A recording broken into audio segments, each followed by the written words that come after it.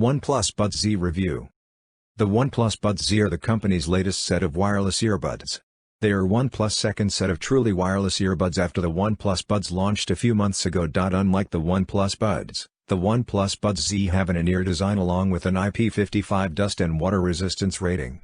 They also have a reduced claimed battery life of 5 hours of continuous use, compared to 7 hours of claimed battery life on the OnePlus Buds. However, the OnePlus Buds Z are cheaper than the OnePlus Buds, which makes them a bit more interesting.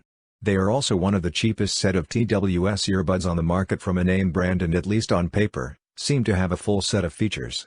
In this review, we will find out how well the OnePlus Buds Z perform for their price.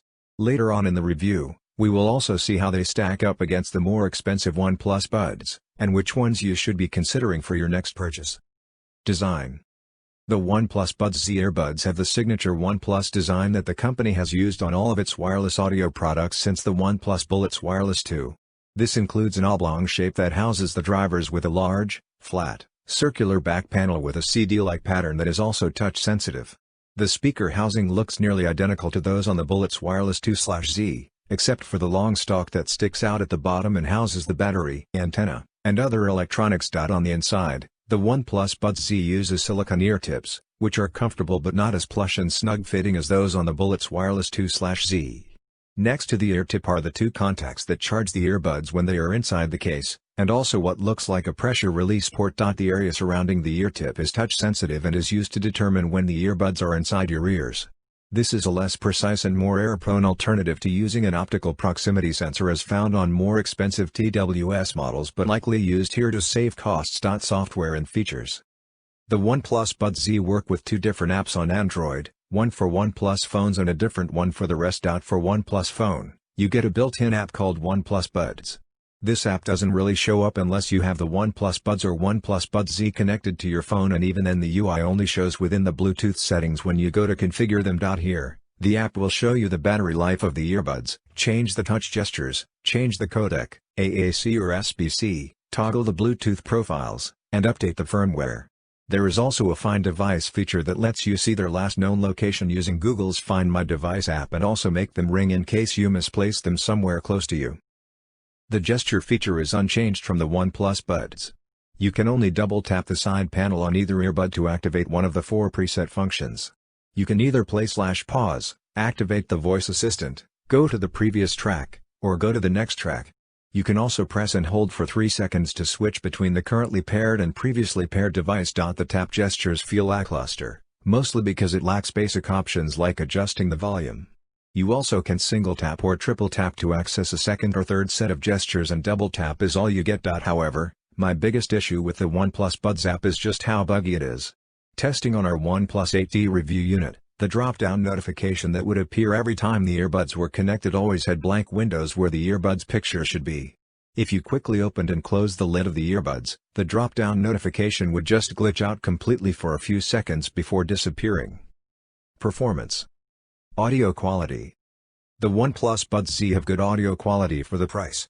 They have a warm, bassy sound but with some high-end sparkle thrown in for good measure. The OnePlus Buds Z have a very strong low end.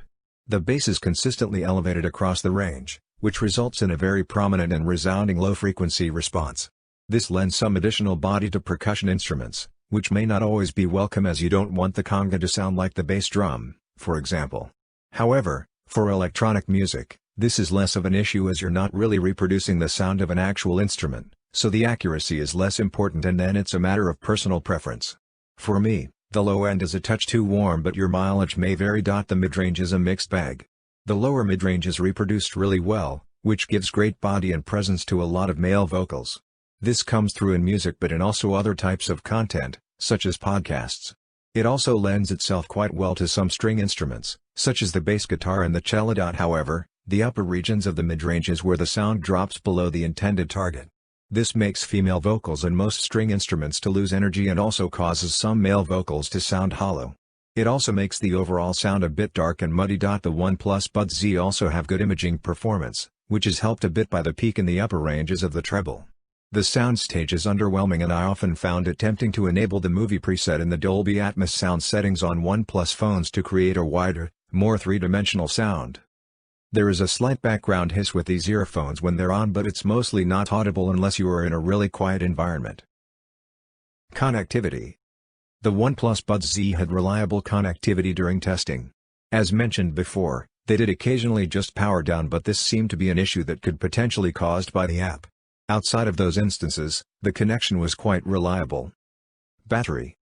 The OnePlus Buds Z have a claimed battery life of 5 hours of continuous use and 20 hours combined when you add the 3 additional charges it can provide. In my testing, the OnePlus Buds Z went on for just over 4 hours consistently across every run till the case was emptied, resulting in just over 16.5 hours of total battery life. Personally, I am less concerned with the total battery life of TWS earbuds, and the continuous usage is what's generally more important.